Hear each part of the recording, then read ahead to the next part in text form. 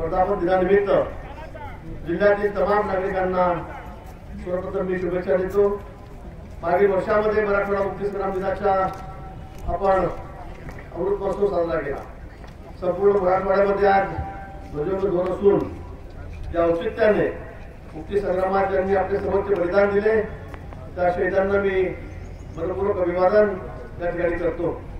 लढ्यामध्ये सहभागी सन्मान्य ज्येष्ठ स्वातंत्र्य सैनिक, त्यांच्या कुटुंबातील सदस्य, या ठिकाणी उपस्थित सन्मान्य लोकप्रतिनिधी, विविध क्षेत्रातील मान्यवर, अधिकारी व उपस्थित बंधू आणि भगिनींना मराठवाडा मुक्ती संग्राम दिनाच्या या ठिकाणी शुभेच्छा देतो। नांदेड जिल्ह्याला सप्टेंबर महिन्यात अतिवृष्टीचा मोठा फटका बसला। मी या भागात 2 वेळा येऊन पाहणी केली। अतिवृष्टीमुळे काही ठिकाणी पूर परिस्थिती निर्माण झाली, जानमालाचे मोठे नुकसानही झाले।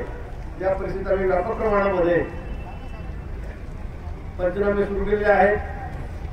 आठवडाभरात पंचनामे पूर्ण होतील। पंचनाम्यानंतर शेतीच्या नुकसानीसाठी विनाविलंब आम्ही मदत करणार आहोत। या सरकारने नुकसान भरपाई करण्यात कधी वेळ लावणार नाही। समस्या, आपत्ती, संकट कोणते असू दे, तातडीची मदत आणि मानवी संवेदना जोपासून सहाय्य केले आहे।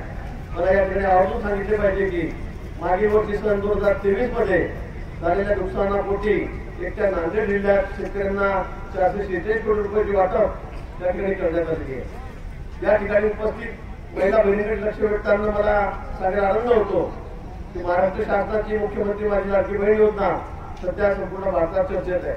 या योजनेमध्ये आतापर्यंत महाराष्ट्रात 1.5 कोटीवर महिलांना लाभ मिळालेला आहे। एकट्या नांदेड जिल्ह्यात 8 लाख महिलांना दरमहा 1,500 रुपये देण्यात येत आहेत। पहिल्या 2 महिन्यात 3,000चा हप्ता महिलांच्या खात्यात जमा झाला असून आर्थिक स्वावलंबनाचा मोठा इतिहास महाराष्ट्राने रचलेला आहे।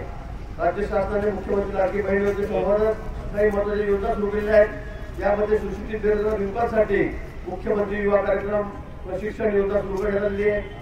युवक युवतींना 6,000 ते 10,000 रुपये महिन्याला विद्यावेतन मिळणार आहे। प्रशिक्षणासोबतच मानधन दिले जाणार आहे। युवकांना या माध्यमातून अनेक आस्थापनांवर काम करण्याचा अनुभव सुद्धा मिळणार आहे।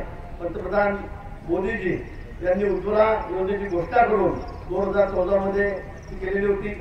या योजनेअंतर्गत घराघरात उज्ज्वला योजनेच्या माध्यमातून सिलेंडर दिले जाते। आता महाराष्ट्र शासनाने आणखी यामध्ये भर घातली आहे आणि महिलांना 3 गॅस सिलेंडर मोफत देणारी मुख्यमंत्री अन्नपूर्णा योजना आम्ही या ठिकाणी राबवत आहोत।